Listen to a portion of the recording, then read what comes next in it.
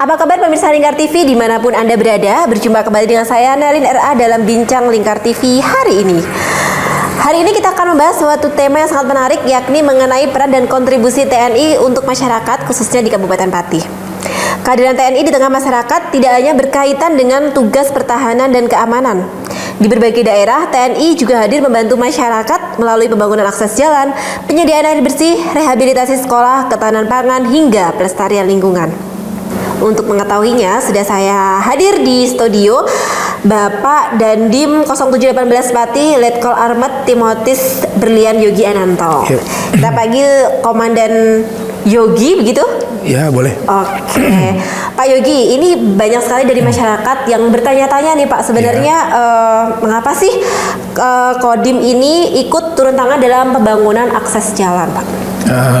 Jadi sebelumnya saya jelaskan dikit, Pak, ya. Oke. Jadi sebenarnya tugasnya Kodim itu adalah sebagai salah satu satuan teritorial di bawah Angkatan Darat yang berhadapan langsung dengan masyarakat. Salah satu tugas kita adalah yang pertama untuk menciptakan hubungan yang selain menjaga keamanan dan pertahanan keamanan di wilayah setempat, kita juga harus ikut membantu masyarakat sekitar kita. Di mana kita tahu saat ini banyak masyarakat kita yang masih membutuhkan bantuan-bantuan, khususnya di pembangunan juga masih dibutuhkan. Nah, untuk sarana akses jalan, kita ada program namanya TMMD, Pak. Itu khususnya kita di Kodam 4, kita ada namanya TMMD reguler dan TMMD Sengkuyung. Nah, TMMD reguler itu merupakan suatu program resmi dari Angkatan Darat yang istilahnya apa ya? Jadi tiap Kodim gantian. Jadi khususnya Kodim Pati ini kan berada di bawah Korem 073 Makutarama. Nah, TMMD reguler ini diadakan bergantian tiap-tiap Kodim, tiap triwulan. Nah, kemudian kita juga ada namanya TMMD Sengkuyung. TMMD Sengkuyung itu kurang lebih kegiatannya seperti karya bakti, tapi kegiatannya kurang lebih sama dengan reguler. Yang pertama, kita harus membangun sarana-prasarana seperti jalan, RTLH, kemudian membangun sumur bor, kemudian penghijauan, dan banyak lah. Intinya program-program yang diharapkan membantu masyarakat setempat, khususnya di tingkat desa.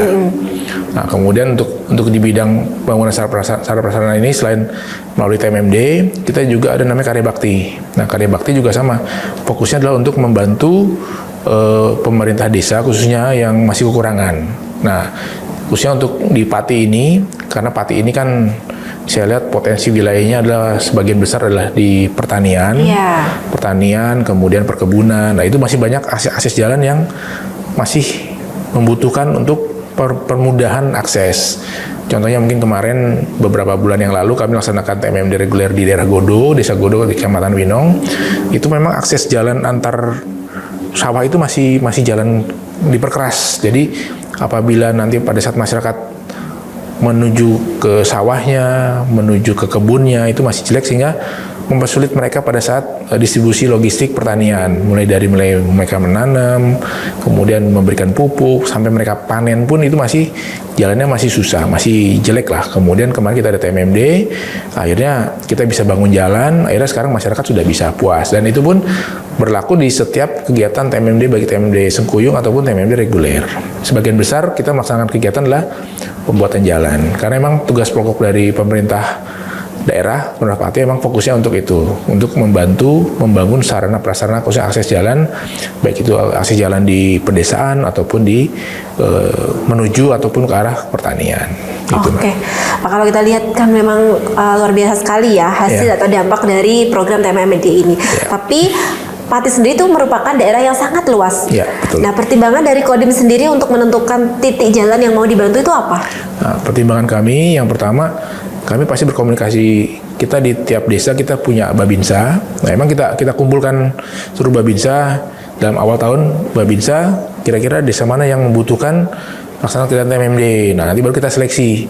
Kita akan komunikasi dengan kepala desanya. Ini kita kira-kira mana sih yang diutamakan? Karena kita tahu sendiri juga bahwa di Pati ini kan ada suatu siklus tahunan ya. Di mana sekitar bulan November, Desember di mana curah hujan tinggi, kemudian banyak banjir yang wilayah tertentu yang banjir. Nah, ini juga ikut membantu kita untuk memproses program TMMD. Sehingga harapan kami daerah-daerah yang sering mendapatkan bencana, kita fokuskan ke situ. Kemudian juga kita fokuskan untuk daerah-daerah yang berada di daerah 3T, daerah terluar, tertinggal, dan terdepan. Apalagi di Pati ini kan masih banyak desa-desa yang penduduknya rata-rata masih di bawah garis kemiskinan, masih banyak, dan itu daerah itu yang kita fokuskan. Okay. Gitu. Jadi memang ada pertimbangan-pertimbangan tertentu ya, Ya, betul. sebelum kemudian mengambil keputusan di mana yang akan diberi bantuan TMMD, program TMMD ini.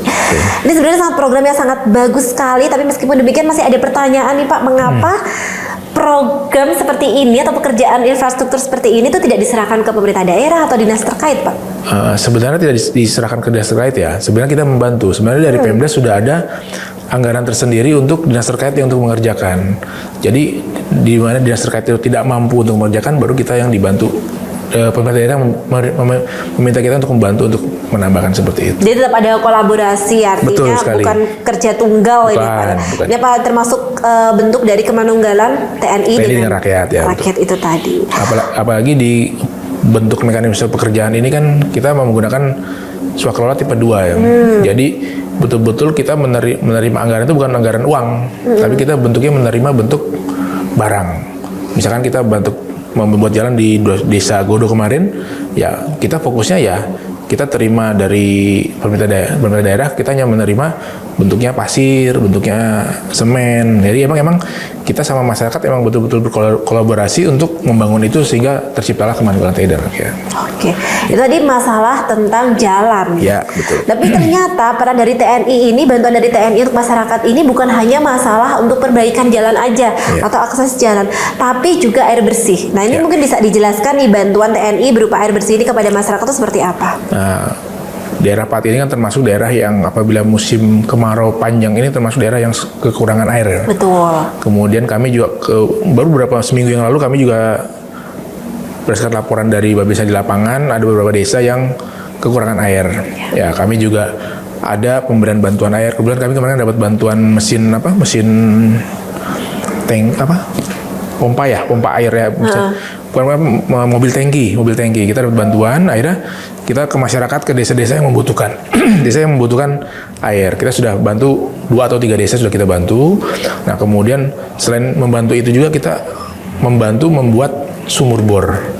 Sumur bor ada dua jenis, sumur bor yang untuk masyarakat untuk kebutuhan sehari-hari, kemudian ada sumur bor yang di sawah untuk pertanian. Nah sumur bor yang untuk di rumah desa yang di perumahan-perumahan itu memang kita pilihkan, kita fokuskan untuk daerah-daerah yang sangat kekurangan air, di mana pada saat musim kemarau seperti ini dia membutuhkan air yang lebih banyak, karena mungkin mayoritas di Pati ini kan rata-rata dia sudah kering ya. Iya betul. Tapi masyarakat desa tersebut yang sangat membutuhkan sekali, akhirnya kita bangun di situ.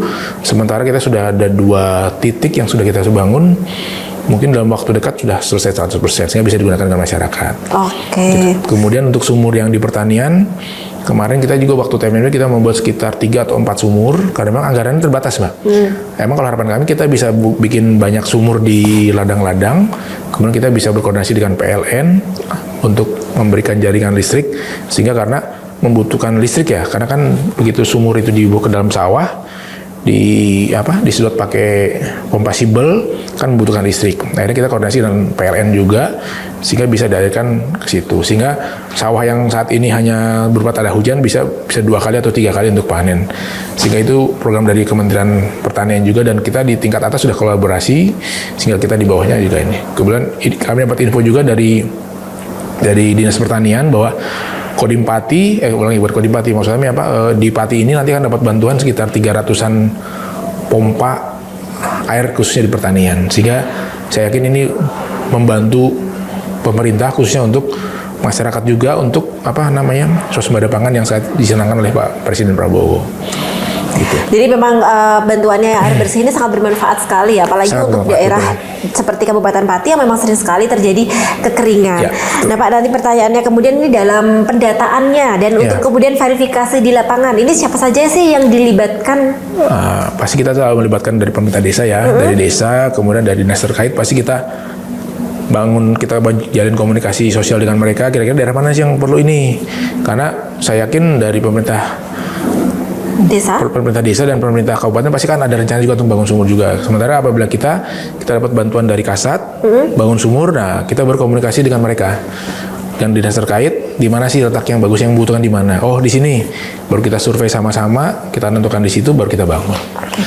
Jadi biar bantuan ini juga tidak setelah dibantu kemudian selesai seperti itu aja. Itu kan juga ada namanya pemeliharaan ya atau maintenance-nya sendiri. Misalnya ada bantuan dari ini yang dari TNI ini yang ternyata sudah tidak berfungsi. Nah ini bagaimana sih mekanisme dari penanganannya? Apakah setelah dibantu ya sudah atau ada maintenance juga dari Kodim? Namanya barang yang sudah kita bangun, kita perlu ada perawatan. Yang pasti begitu kita sudah serahkan ke pemerintah desa atau desa terkait, pasti kita tidak akan lepas tangan seperti itu ya. Kita selalu mengawasi, kemudian kita selalu memonitor. Apabila ada kendala nanti kan kita laporkan ke komando atas kita dan pasti kan segera ditindaklanjuti. Dan tetap itulah namanya ada suatu kerjasama ataupun jalinan komunikasi sosial dengan antara Babinsa dengan desa tersebut. Bagaimana mencari jalan apabila rusak ya harus kita sama-sama juga kita perbaiki gitu, karena sudah menjadi tanggung jawab kita bersama. Betul. Jadi tantangannya itu bukan hanya memberikan bantuan tapi juga bagaimana sih memastikan fasilitas ini tuh benar-benar bisa digunakan memberikan efek atau manfaat dalam jangka panjang. Luar biasa. Dan itu tadi adalah peran dari Kodim, bantuan-bantuan untuk masyarakat Kabupaten Pati. Tapi ternyata bukan hanya masalah akses jalan dan juga program air bersih, tapi juga ikut menyentuh di program pendidikan. Nah, untuk bisa mengetahui lebih lanjut mengenai apa sih peran dan bantuan dari Kodim di bidang pendidikan ini, jangan kemana-mana, simak terus bincang kita dengan Kodim.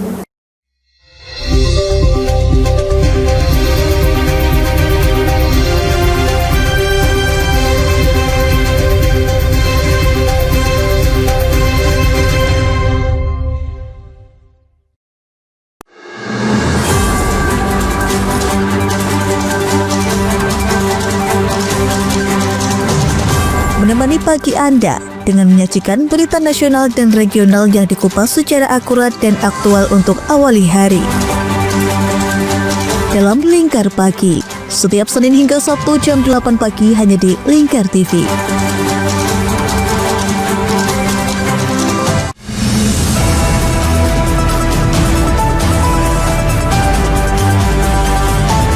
Siang hari, waktu yang tepat untuk berita akurat. Menyajikan berita dan informasi hangat di tengah aktivitas Anda demi mendapatkan fakta terbaru untuk langkah yang lebih pasti. Dalam Lingkar Siang, setiap Senin hingga Sabtu jam 1 siang hanya di Lingkar TV.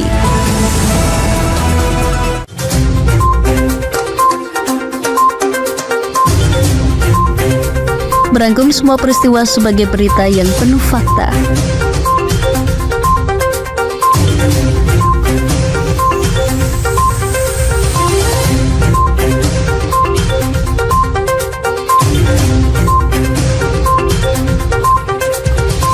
Saksikan Jateng hari ini setiap Senin hingga Sabtu hanya di Lingkar TV.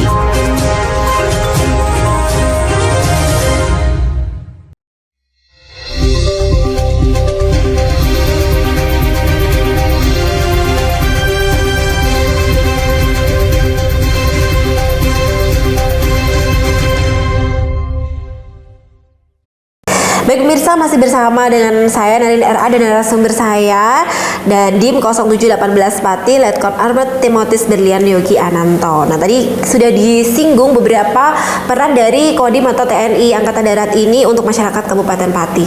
Meskipun demikian ternyata perannya bukan berhenti di sana tapi masih banyak lagi peran dan bantuan yang diberikan oleh Kodim kepada masyarakat Kabupaten Pati. Salah satunya di bidang pendidikan. Nah Pak, di bidang pendidikan ini sendiri bantuan yang sudah diberikan oleh Kodim Pati kepada masyarakat apa Pak?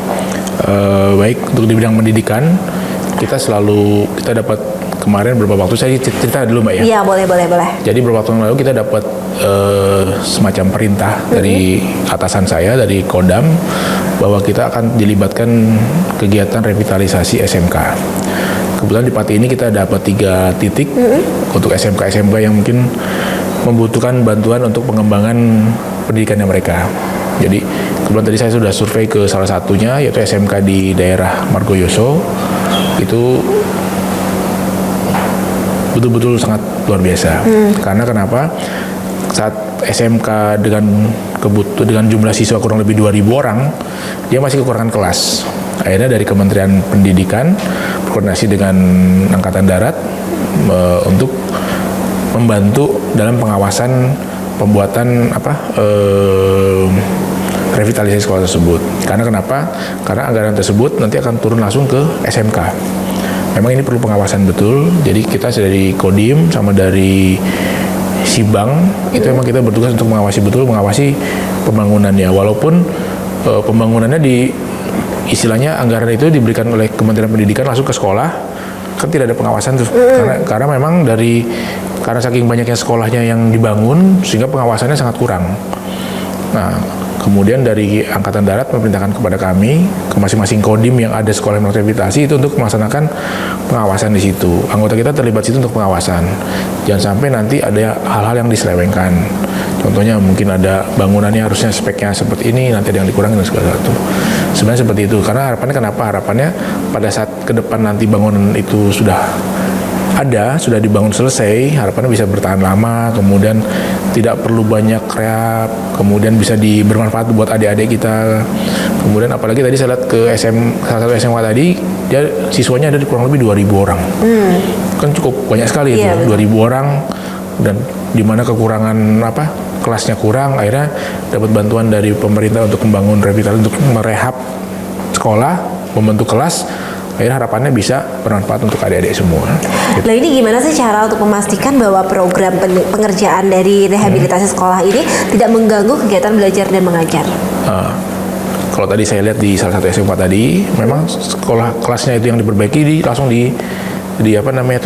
disentralisasi ya, satu titik, satu situ, kemudian difokuskan, ditutup semua. Jadi emang siswa tidak terlibat dalam situ.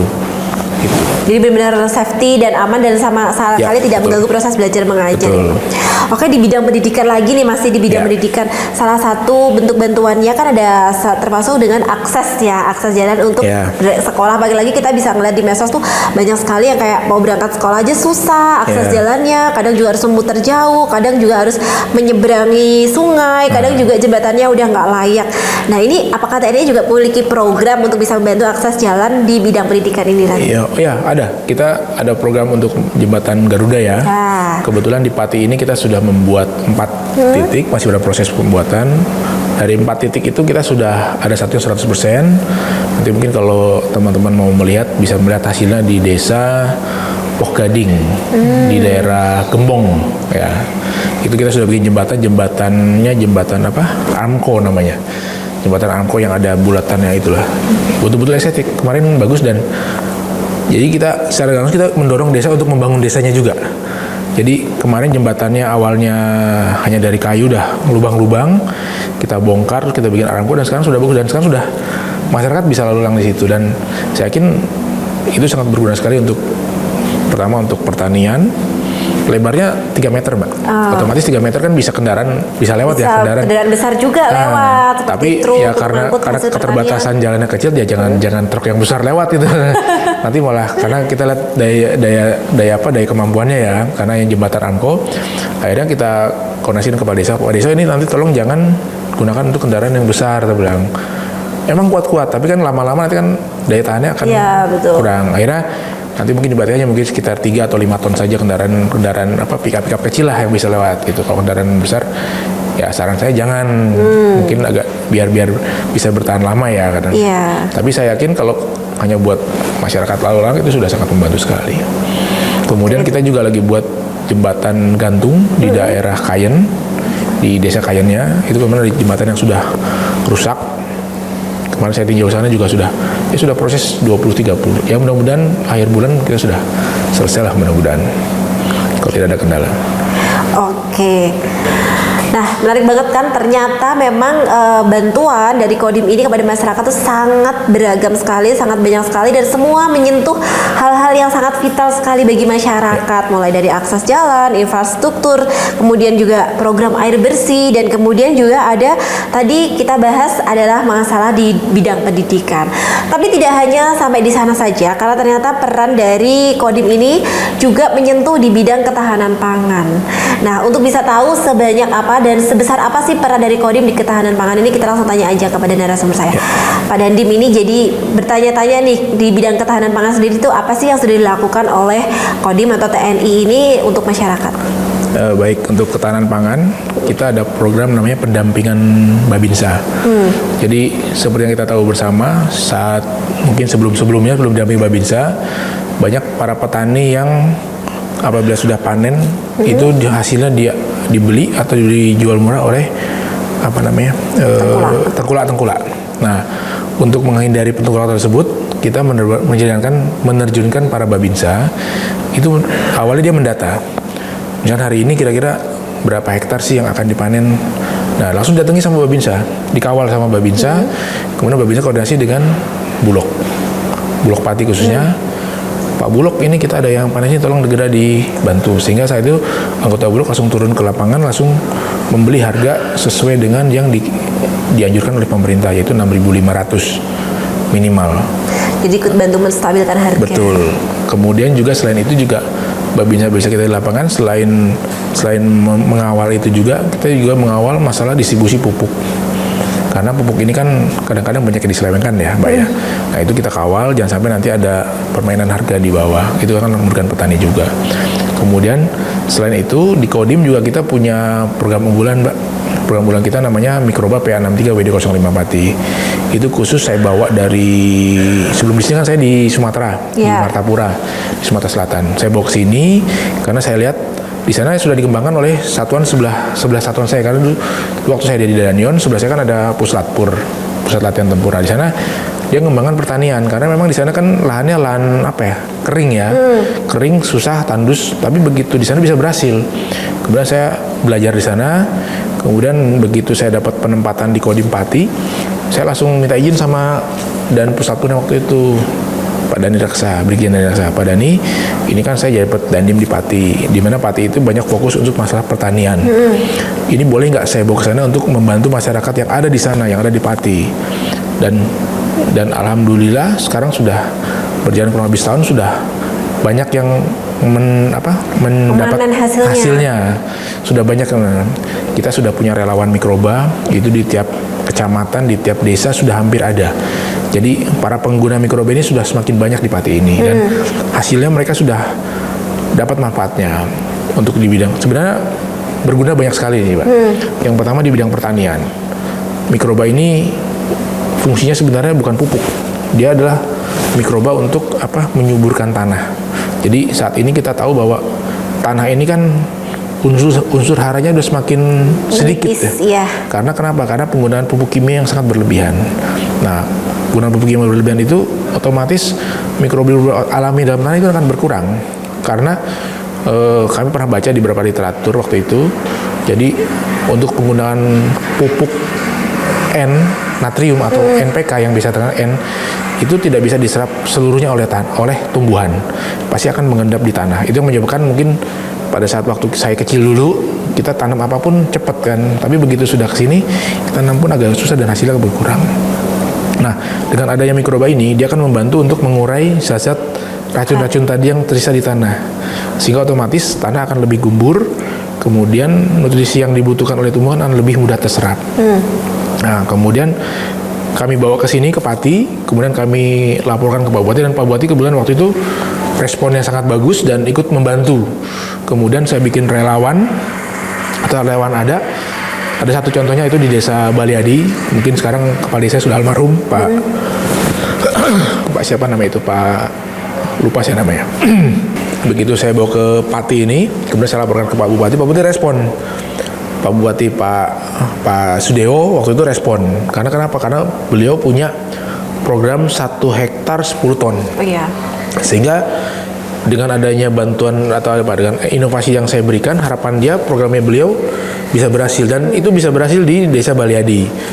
Waktu itu almarhum Kepala Kadesnya, dia menanam dengan menggunakan, dia nanamnya 2. Yang satu full organik dengan hanya menggunakan pupuk organik dan mikroba. Kemudian dengan pupuk kimia dan mikroba. Hasilnya ternyata yang pupuk kimia dan pupuk organik dan mikroba itu bisa 9,2 ton kalau salah.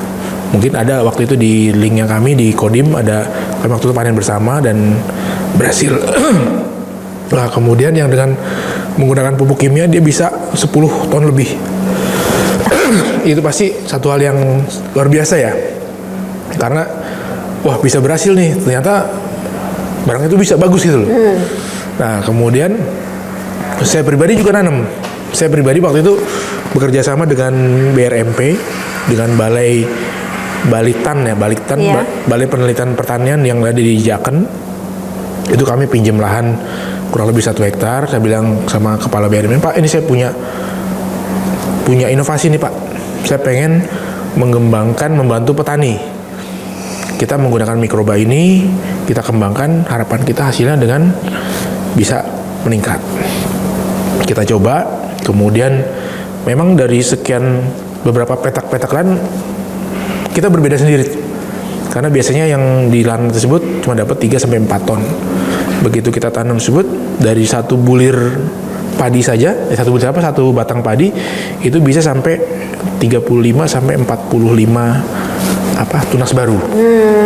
Jadi lebih rimbun kan, lebih rimbun. Banyak lah. Lebih banyak. Kemudian kita hitung bulirnya, kita sampai hitung bulirnya, Pak. Bulirnya kita hitung. Per satu-satu kayak gitu. Satu-satu ya kita hitung. Karena saya kan pengen meneliti ya ini. Iya, apa sih? oke. Nah, begitu kita hitung itu sampai 130-150-an bulir. Lebih banyak daripada. Lebih banyak. Nah, kemudian otomatis dari satu itu lebih banyak, otomatis hasil akan lebih banyak. Kemudian yang lebih menguntungkan lagi yaitu kita membuatnya itu kita bikin sendiri. Kita berikan biang, kemudian bahan-bahan untuk membuatnya kita bisa dapatkan di sekeliling kita. Hanya kita butuhkan gula aren, kemudian daun kelor, kacang hijau, dan pisang. Itu kita blender semua, kita campur air, nanti kita kasih biangnya mikroba tersebut. Kita tunggu beberapa hari, beberapa hari, kemudian nanti apabila sudah ada fermentasi dalamnya, sudah bau-bau alkohol, baru bisa digunakan. Gitu. Jadi bukan hanya fokus di pertaniannya, tapi juga sampai di mikrobanya Betul, itu tadi ya, mengembang biakan atau membudidayakan mikroba tersebut. Mungkin masyarakat lebih mudahnya apa? Karena barang ini kan murah. Kita berinya kita kasih dari Kodim, sudah kita sebar ke koramil, ini kita kasih gratis. Mikrobanya gratis. Yang penting mereka siapkan, para petani siapin bahannya saja. Bahannya ini siapin dah, nggak apa-apa. Kita coba dulu mungkin 1 galon, karena kita bisa membuatnya 1 galon, dan 1 galon itu bisa kita gunakan 2 kali sampai 3 kali gitu. Dan hasil yang digunakan di bidang pertanian tadi contohnya saya sudah sebutkan tadi, kemudian di bidang perikanan juga bisa. Jadi itu bisa digunakan juga di perikanan. Multifungsi, Mbak. Jadi kalau di perikanan sendiri bagaimana untuk mengaplikasikannya? Saya ada beberapa relawan mikroba kami yang ada di daerah Tayu apa Margoyoso ya kalau salah. Ya. Pertama di Desa Bakalan, Duku Seti. Itu kan ada teman-teman pengguna mikroba, dia yang menebarkan bibit ikan nila salin. Itu dipakai mikroba di situ. Dia pakai sudah lama, makanya sebelum saya kesini dia sudah pakai duluan. Dia awalnya satu hamparan kurang lebih 1 hektar, dia cuma dapat 3 ton. Kemudian dikasih cuma dituangkan ke kolamnya saja, disebar-sebarkan kolamnya saja. Dia selama kurang lebih 2 tahun 3 tahun dia bisa meningkat menjadi 8 ton. Dan memang mikroba ini kalau di perikanan itu fungsinya banyak sekali, karena mikroba ini dia memakan amoniak.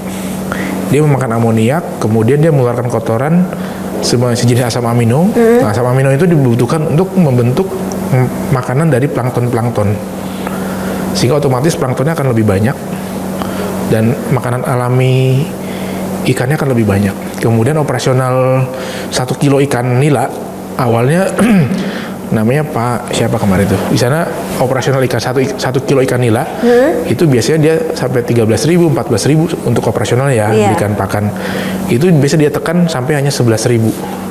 Otomatis luar biasa ya. Otomatis keuntungannya kan bagi petani lebih besar. Makanya tergantung nanti harga di pasaran. Kalau harga mungkin 20.000, dia udah untungnya 9.000 atau 8.000 lah udah untungnya. Apa kalau harganya lebih naik pasti kan untung lebih. Itu membuat petani sejahtera, peternak sejahtera, perikanan sejahtera. Dan itu tadi juga bisa digunakan di peternakan. Ya, bisa. Apa itu peternakan yang bisa digunakan dengan memanfaatkan mikroba tadi? Yang pertama untuk di peternakan itu bisa kita semprot di di makanannya. Unggas. kambing ya, kita kemarin pakai Kambing kambing ya? dan sapi ya. Oke, Jadi kambing dan sapi. di sapinya kita semprotkan, terus kita berikan di minumnya dia. Otomatis nanti dia akan lebih sehat. Karena mikroba itu begitu masuk ke Tubuh. dimakan oleh itu, Iya. itu pasti akan membuatnya lebih sehat. Dan beberapa kali saya pun minum juga. Itu buat kita pun sehat. Jadi buat manusia juga Bisa. aman ya Dan Aman. ya. Luar biasa sekali. Satu lagi, jadi peran mikroba ini bukan hanya buat pertanian, perikanan, tapi juga buat limbah. Limbah, Ya, limbah. sampah ya. Sampah, betul. Jadi kemarin kita sempat, itu tinggal kita semprotkan saja. Kemudian ini kita sedang melaksanakan proyek mungkin Bato Dua Putra. Pak Iya, Dua betul, Putra betul. kemarin Kebakaran. ya, udah kebakaran terus kan masih ada barang-barang di dalam sisa-sisa yang itu. Kan baunya Menimbulkan baunya menyengat. bau menyengat ya. Kemudian kemarin pimpinan Dua Putra menghadap kami minta bantuan untuk menghilangkan bau tersebut dan sekarang sudah hampir hilang. Istilah dari awal sudah Dengan berkurang. menyebabkan mikroba itu tadi. Betul. Jadi kan perlu treatment tertentu ya. Jadi tidak sekali. Harus rutin, harus semprot lagi, siram lagi dan kita menggunakan itu hanya mikroba saja. Mikroba kita buat, kita masukin ke tangki. Nah, tangki itu buat siram. Dia pasti akan, karena kan dia fungsinya untuk makan itu lagi, makan apa? Makan amoniak, Iya, makan bau-bau nggak enak. Nah itu dimakan akhirnya sekarang mungkin dari masyarakat sekitar Dua Putra mungkin kemarin sempat ngeluh ya karena mungkin Iya, ada bau, betul. Aromanya kemudian sangat sekarang menyengat sudah berkurang, sekali. sudah berkurang sekali. Itu kan ternyata mikroba ini digunakan di berbagai macam, Ya, betul. macam sektor, bahkan bisa untuk sampah juga. Itu ternaknya di mana ya? Kalau di Pati? Ternaknya, maksudnya ternak apa nih Pak? Ternak mikrobanya. Kita di Koramil Kami sudah ada. Jadi simpel aja ya. Kayak misalnya kalau orang-orang di perumahan tuh pengen ternak mikroba, itu bagaimana? Mudah. Silakan datang ke Kodim, silakan datang ke Kodim, ke Koramil. Kalau ada Babinsa silakan tanya sama Babinsa. Minta mikroba. Minta mikrobanya saya nanti sama Babinsa. Kita sudah kembangkan di masing-masing Koramil ada. Cuma mungkin karena kesibukan dan segala itu mungkin ada yang sempat hilang, tapi nanti kita buatkan. Gitu. Jadi masyarakat kalau misalnya pengen atau membutuhkan mikroba ini tertarik sekali untuk mengembangkan hasil Ya. pertaniannya atau hasil pertaniannya atau untuk mengurai bau-bau sampah di rumahnya Betul. yang bau. Nah, itu mungkin bisa datang ke Kodim ya, kan diterima dengan baik. Kemarin ya, Dan? sempat kita bikin praktek ya di daerah Margoyo Sosi ini ada peternakan kambing. Itu mohon maaf kotorannya kan masih seger ya, masih bau ya. Nah begitu kita masukkan ember, kita kasih mikroba. Itu mungkin nggak ada 1 menit langsung hilang baunya. Wah, luar Baunya biasa. langsung hilang. Nah kemudian Cocok buat para peternak ini. terus biasanya kan kita kalau pakai kotoran kita gunakan ke pohon biasanya kan panas ya. Iya. Panas langsung pohonnya mati ya. Nah, kemarin sama relawan kami kita coba masukkan ke tanaman kopi atau mangga waktu itu ya. Begitu dimasukkan, udah kita tunggu aja. Oh nanti mati nih, ya udah kalau mati nanti kamu naktir saya. Bener kita sempat taruhan bercanda lah waktu itu. Ternyata begitu 3 hari 4 hari bukan mati, malah pucuknya tambah banyak. Jadi malah makin tambah subur. Nah, Iya. kemudian kalau di Pati itu awal-awal saya nyebar ini, mungkin Mbak tahu pohon beringin yang paling kecil di alun-alun sebelah mana? Di sebelah kanan ya, sebelah sini. Depan pendopo persis kan? Iya. Itu kan paling kecil ya. Kenapa? Karena kita lihat warna daunnya kan agak-agak kuning Ya agak-agak dibandingin sama yang lain. agak berindil gitu lah. Ya agak kuning ya. Nah begitu kita coba praktek, begitu saya laporan ke Pak Bupati waktu itu, udah kita coba praktek, ya, kita siram itu semua. Kebetulan waktu itu pas demo tanggal 13 kan saya ngapam di sana kan. Saya waktu itu aneh, perasaan ini kemarin pohonnya agak kuning, tapi begitu kita siram yang kedua kali, itu sama tim saya siram sekali, terus muter lagi siram lagi, langsung hijaunya beda. Memang awalnya dia apabila pohon itu kena mikroba, semua jenis pohon apabila kena mikroba itu awalnya dia kan banyak yang kuning-kuningnya. Itu menandakan diambil racunnya. yang racun-racunnya kan dikeluarkan dulu semua, nanti akan timbul yang baru-baru. Kayak gitu ya. Jadi Saya pun awalnya nggak percaya, tapi begitu makanya saya kan sebagai pencetus mikroba ini kan saya harus mencoba, dan akhirnya ya itu buktinya saya coba yang di pertanian di padi. Pertama dia lebih banyak ini ya bulirnya lebih banyak, batangnya lebih banyak. Kemudian dibandingkan dengan sawah-sawah kiri kanan ya, itu lebih padat. Lebih padat, lebih apalah, beda lah ngeliatnya lah gitu. Itu. Dan lebih pulen lah ya, kalau beras tuh pulen gitu ya. Ya, mungkin kalau masyarakat Pati mau mencoba, silahkan nanti kita bantu, kita ini kan kita nggak minta biaya kok. Yang penting siapin bahannya saja, nanti kita datang kita ajarkan. Sementara tim kita sudah berapa putaran keliling Pati sudah semua keliling udah keliling, cuma tinggal mungkin masyarakat kan masih bingung ya, percaya apa enggak ya, ini bener apa enggak. Kadang-kadang kan takutnya begitu nyoba nanti dimintain uang untuk beli. Kita free, murni kita bantu untuk masyarakat. Tinggal masyarakat itu memilih mau pakai apa tidak. Gitu. Iya, itu tadi salah satu bentuk atau peran dari Kodim sendiri terhadap sektor ketahanan pangan nih Pak. Betul. Sampai saking banyaknya nih dan saking banyaknya kontribusi yang dilakukan oleh TNI di bidang ketahanan pangan ini, sampai ada yang bertanya nih, apakah prajurit ini mau beralih profesi menjadi seorang petani? Nah ini silakan dan dijawab.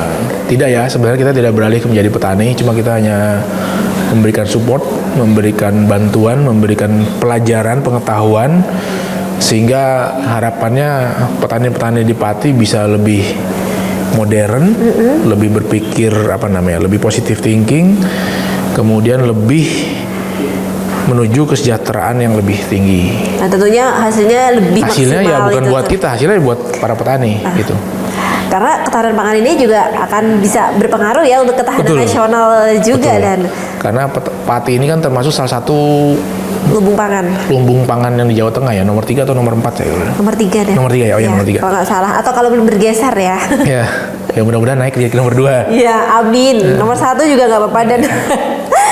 Oke, dan ternyata dari program ketahanan pangan itu juga punya program namanya Bersatu dengan Alam. Mungkin bisa dijelaskan ini program Bersatu dengan Alam tuh program yang seperti apa nih? Bersatu dengan Alam itu kemarin waktu sebenarnya ini kebetulan MMD ya.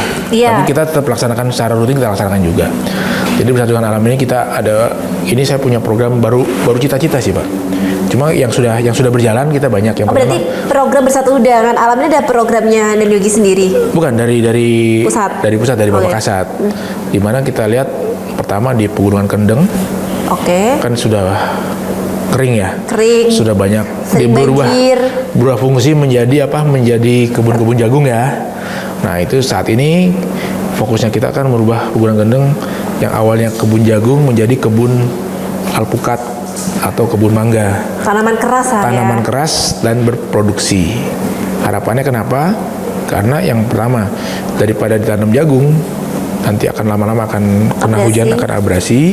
Tapi apabila ditanam tanaman keras, itu nanti bisa bertahan, pohonnya bisa bertahan, kemudian airnya yang ada ke bawah tanah itu juga tetap lebih banyak.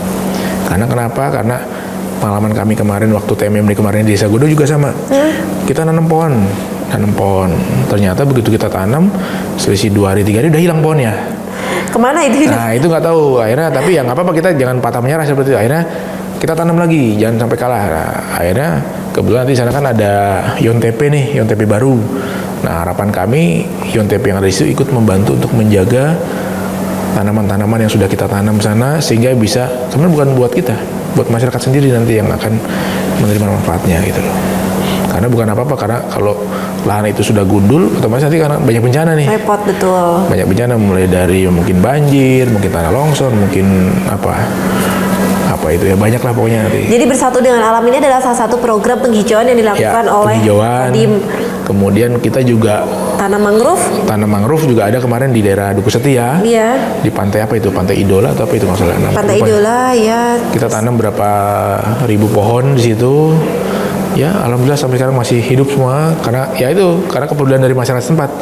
Kemudian kita juga menyebar bibit? Bukan bibit, menyebarkan burung perkutut. Burung perkutut untuk apa itu dan disebar dong? Karena kami percaya ekosistem itu kan berputar. Kalau satu ekosistemnya diganggu, itu pasti keseimbangan lahan akan terganggu. Contohnya saat ini kita di Pati ini kan musim kemarau ini banyak laporan kemarin ada beberapa wilayah yang populasi tikus, hama tikus di suatu wilayah tinggi. Itu berlebihan. Karena kenapa? Karena ada satu ekosistem yang diganggu, terutama predator-predatornya. Burung hantu, kemudian Ular biawak. ular ini ngeri dan Ular, biawak itu sudah jarang kita temukan. iya. Saya baru ada wacana masa-masa Pak Bupati coba kita kan banyak ini nih, banyak tikus nih. Iya, bahkan di jalan-jalan kalau tikus ini bukan hanya di Coba sawah. kalau kita sebar biawak atau mungkin ular-ular yang aman ya, jangan ular kobra atau ular-ular yang aman aja, ular-ular yang makannya itu kan kayaknya lebih ini ya. Cuma kadang-kadang kan nanti masyarakat takut dan segala sesuatu. Sebenarnya ya mungkin perlu pendidikan pemahaman ke masyarakat bahwa pemeliharaan itu apabila suatu terganggu kan kita juga kan menerima ininya juga gitu loh. Gitu. Oke, nah gimana sih agar cara setelah bantuan yang sedemikian banyak ini tidak hanya terhenti di dalam prosesi pemberian bantuan aja, tapi juga ada kelanjutan atau kesinambungannya sendiri Ya. itu seperti apa dan? Ya kita pasti setelah kita bantu masyarakat kita tetap mengontrol ya Mbak ya. Jangan sampai nanti begitu kita cuma memberikan bantuan, kita memberikan pemahaman, berhenti seperti itu aja. Ya, harapan kami sih bantuan-bantuan yang kita berikan itu memberikan masyarakat pemahaman. Pemahamannya apa? Oh, kita sudah dibantu sama TNI nih, dibantu oleh pemerintah nih. Harapan barang itu harus kita jaga, kita rawat, sehingga ya nanti yang menikmati bukan hanya kita saja, tapi nanti bisa anak-anak kita bisa menikmati. Jadi apalagi yang berhubungan dengan alam, karena berhubungan dengan alam apabila alam diganggu, seperti saya bilang tadi ekosistem diganggu, pasti kan kerugiannya kan bukan hanya kita, tapi nanti Lebih bisa besar lagi. penerus-penerus kita nanti akan merasa kerugian. Oke. Itu sih. Oke dan ada satu lagi juga masalah mengenai masyarakat kita itu biasanya kalau sudah dibantu itu Ya. menjadi ketergantungan. Ya, betul. Nah padahal kan tujuannya adalah untuk kemandirian. Ya. Nah bagaimana sendiri dari TNI ini sendiri agar masyarakat ini tidak ketergantungan tapi justru bisa terbangun sebuah kemandirian di masyarakat itu sendiri. Oke, untuk kemandirian masyarakat memang ini agak-agak sulit Mbak ya. Betul. Karena kenapa? Ya, makanya saya selalu berikan stimulus. Stimulus itu apa istilahnya? Jadi hanya memberikan pecut lah. Ini loh kita kasih ini, bisa nggak ini? Makanya saya fokuskan dengan program unggulan saya tadi, Mikroba. Kita kasih satu, kita ajarin cara membuatnya, kita awasi. Gimana Pak hasilnya? Sudah ada kelihatan belum hasilnya? Sudah dan hasilnya meningkat. Bagus nggak? Bagus. Oke, dipakai lagi ya? Iya dipakai lagi. Nah, itu salah satu contoh kecil ya di Iya, betul. pertanian. Kemudian di bidang perikanan juga sama, Pak. Kita pakai ini berani nggak? Aduh, Pak Dan nanti begini. Oke, nanti kalau saya berani jamin beberapa teman saya di daerah Dukuseti, pada saat kita kasih mikroba, nanti hasilnya saya yang beli. Jadi dipancing lah ya, dimotivasi seperti Jadi itu. kalau nanti dia rugi, kita tetap bayar sebagai harga seperti itu. Walaupun kenyataan di lapangan nanti kan dia pasti memberi harga yang paling tinggi kan. Kira-kira berapa harganya? Wah kalau pada harga sekian, tapi harga yang lain berapa sih yang lebih tinggi kan? Sebenarnya cuma stimulus saja, stimulus. Jadi jangan sampai begitu dia sudah pakai mikroba ini hasilnya bagus, ya silakan dinikmati saja. Saya tidak akan menikmatinya, tidak. Yang menikmati bukan saya, yang menikmati adalah Bapak sendiri atau masyarakat sendiri yang menikmati. Itu tadi.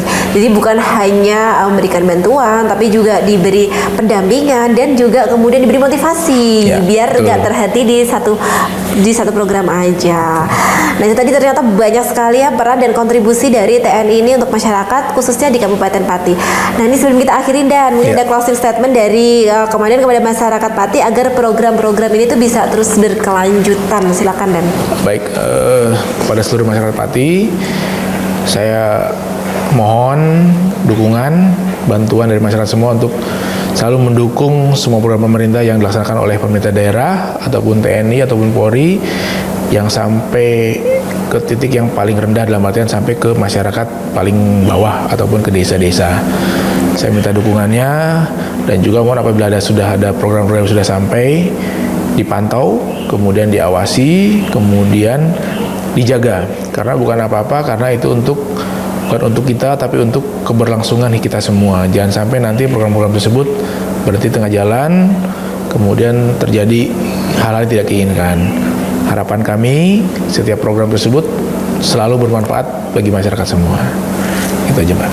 Baik, terima kasih atas kehadiran dan penjelasannya. Semoga bisa bermanfaat untuk seluruh masyarakat Kabupaten Pati.